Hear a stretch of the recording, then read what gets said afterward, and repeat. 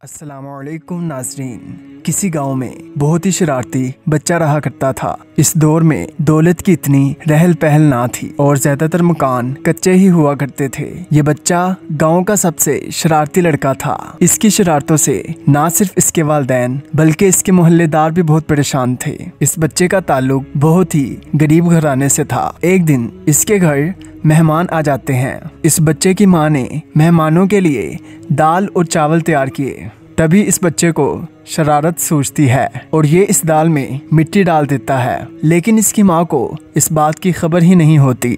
और जब मेहमानों को ये दाल खिलाई जाती है तब इन्हें पता चलता है कि दाल खाने के काबिल ही नहीं है, जिसकी वजह से इस बच्चे के वालिदैन को मेहमानों के सामने बहुत जिल्लत का सामना करना पड़ता है। इसके बाद जब इस बच्चे को इसकी माँ सवाल करती है कि क्या ये काम तुमने किया है, तब ये बच्चा सच बोलता है कि हाँ, ये शरारत मैंने ही की है। ये सुनने के बाद इसकी माँ को बहुत ज्यादा गुस्सा आता है और वो इस बच्चे को कहती है कि तुमने हमें मेहमानों के सामने शर्मिंदा कर दिया है। इसकी माँ इस बच्चे के लिए हदायत की दुआ करती है और कहती है, जा खुदा तुझे काबे का इमाम बनाए। ये बात बताते हुए शेख अब्दुल रहमान फूट फूट कर रोने लगे और जब जरा संभले तो बहुत ही शाइस्तगी के साथ कहते हैं कि ए उम्मते मुस्लिमा, जानते हो कि वो शरारती बच्चा कौन था? ये बच्चा मैं था। यानी वो बच्चा इमाम काबा शेख अब्दुल रहमान सुदैस थे और ये किसी तारीफ के मोहताज नहीं, क्योंकि ये दोनों हरम के इमाम हैं, हरम मक्का के भी और हरम मदीना के भी। जब वो काबा जाते हैं तो वहाँ पर मस्जिद में अमामत करते हैं और जब मदीना जाते हैं तो वहाँ भी मस्जिद नबवी में अमामत करते हैं। जब किसी ने इनसे पूछा कि आपको खुदा ने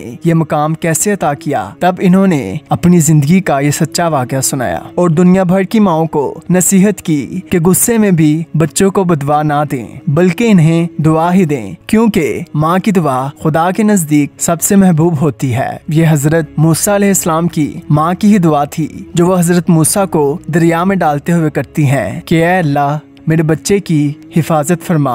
और फिर वो बच्चा जब दरिया से निकलता है तो कलीमुल्लाह बन जाता है। वो माँ की ही दुआ थी, जिसके बारे में इमाम बुखारी रहमतुल्लाह फरमाते हैं कि मेरी आंखों की बनाई चली गई थी और मेरी माँ ने खुदा से दुआ की और खुदा ने मेरी आंखों की रोशनी लुटा दी।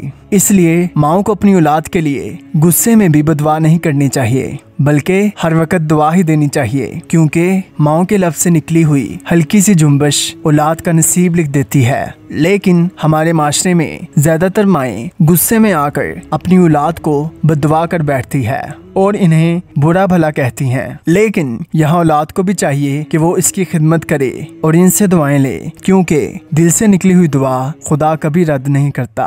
तो दोस्तों, आज के लिए इतना ही। अगर आपको वीडियो अच्छी लगी हो तो इसे लाइक और सब्सक्राइब करना मत भूलिएगा। अल्लाह हाफिज।